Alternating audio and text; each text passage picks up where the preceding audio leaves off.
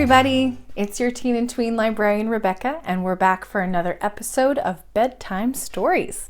We had two very eventful chapters that we got to read and / listen to together last week.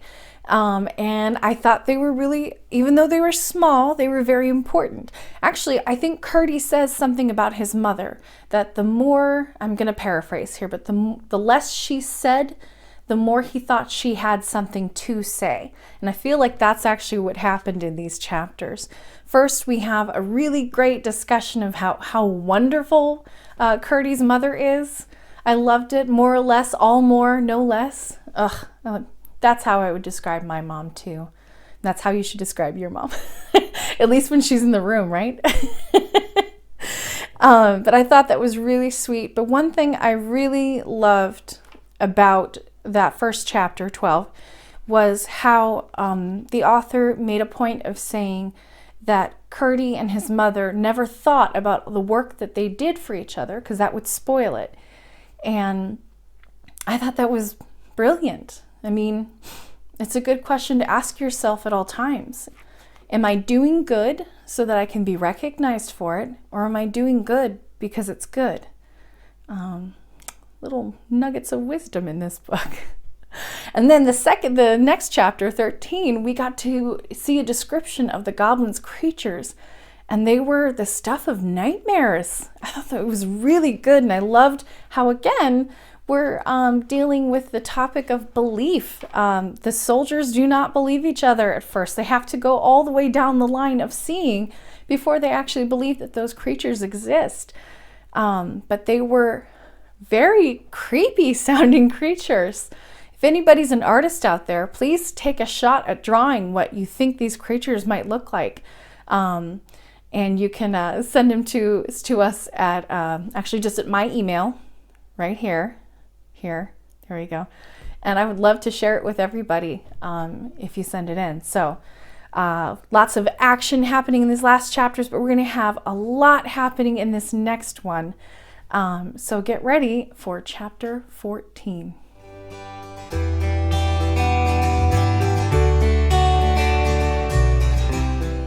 Chapter 14. That Night Week. During the whole of the week, Irene had been thinking every other moment of her promise to the old lady, although even now she could not quite feel sure that she had not been dreaming. Could it really be that an old lady lived up in the top of the house, with pigeons and a spinning wheel and a lamp that never went out? She was, however, none the less determined on the coming Friday to ascend the three stairs, walk through the passages with the many doors, and try to find the tower in which she had either seen or dreamed her grandmother. Her nurse could not help wondering what had come to the child.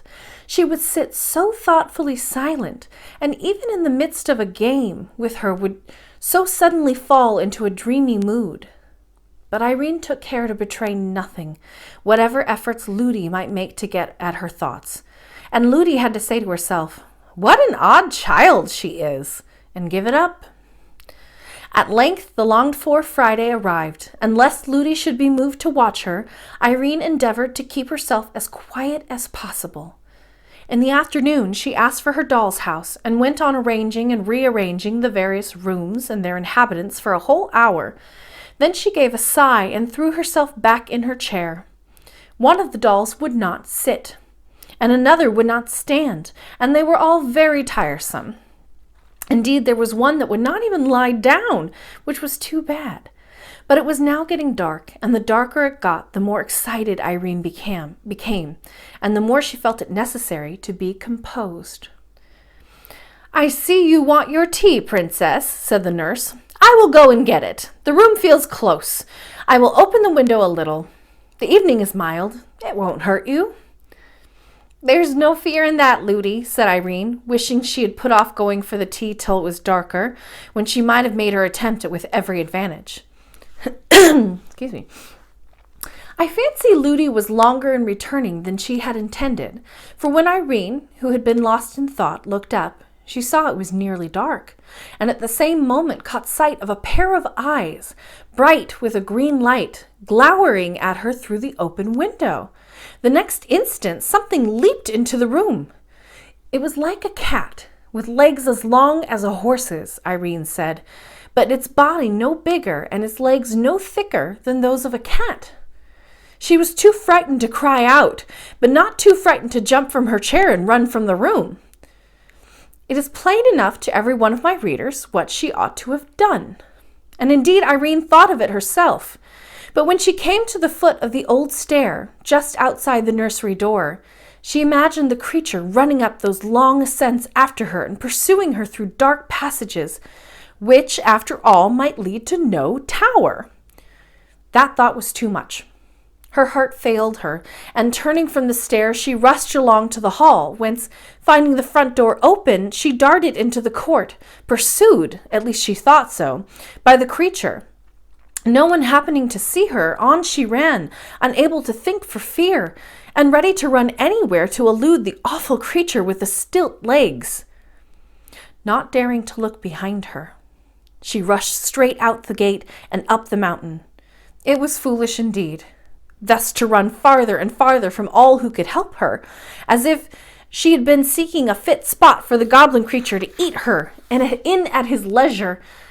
But that is the way fear serves us. It always sides with the thing we are afraid of. That's a good lesson. The princess was soon out of breath with running uphill, but she ran on, for she fancied the horrible creature just behind her, forgetting that, had it been after her, such long legs as those must have overtaken her long ago. At last she could run no longer, and fell, unable even to scream, by the roadside, where she lay for some time half dead with terror. But finding nothing lay hold of her, and her breath beginning to come back, she ventured at length to get half up and peer anxiously about her. It was now so dark she could see nothing. Not a single star was out. She could not even tell in what direction the house lay, and between her and home she fancied the dreadful creature lying ready to pounce upon her. She saw now that she ought to have run up the stairs at once. It was well she did not scream, for although very few of the goblins had come out for weeks, a stray idler or two might have heard her. She sat down upon a stone, and nobody but one who had done something wrong could have been so miserable. She had quite forgotten her promise to visit her grandmother. A raindrop fell on her face. She looked up, and for a moment her terror was lost in astonishment. At first she thought the rising moon had left her place and drawn nigh to see what could be the matter with the little girl sitting alone, without hat or cloak, on the dark bare mountain. But she soon saw she was mistaken, for there was no light on the ground at her feet, and no shadow anywhere. But a great silvery globe was hanging in the air, and as she gazed at the lovely thing, her courage revived. If she were but indoors again, she would fear nothing, not even the terrible creature with the long legs. But how was she to find her way back? What could that light be? Could it be? No, it couldn't. But what if it should be? Yes, it must be. Her great-great-grandmother's lamp, which guided her pigeons home through the darkest night. She jumped up, and she had but to keep that light in view, and she must find the house. Her heart grew strong. Speedily, yet softly, she walked down the hill, hoping to pass the watching creature unseen. Dark as it was, there was little danger now of choosing the wrong road. And, which was most strange, the light that filled her eyes from the lamp, instead of blinding them for a moment to the object upon which they next fell, enabled her for a moment to see it, despite the darkness. By looking at the lamp and then dropping her eyes, she could see the road for a yard or two in front of her, and this saved her from several falls, for the road was very rough. But all at once, to her dismay, it vanished, and the terror of the beast, which had left her the moment she began to return, again laid hold of her heart. The same instant, however, she caught the light of the windows, and knew exactly where she was. It was too dark to run, but she made what haste she could, and reached the gate in safety. She found the house door still open, ran through the hall, and without even looking into the nursery, bounded straight up the stair, and next, and the next, then turning to the right, ran through the long avenue of silent rooms and found her way at once to the door at the foot of the tower stair. When first the nurse missed her, she fancied she was playing her a trick, and for some time took no trouble about her. But at last, getting frightened, she had begun to search, and when the princess entered, the whole household was hither and thither over the house, hunting for her. A few seconds after she reached the stair of the tower, they had even begun to search the neglected rooms, in which they would never have thought of looking had they not already searched every other place they could think of in vain. But by this time, she was knocking on the old lady's door. And that's the end of chapter 14. Thank you for joining me for another installment of Bedtime Stories. Make sure you never miss an episode by subscribing to the library's YouTube channel.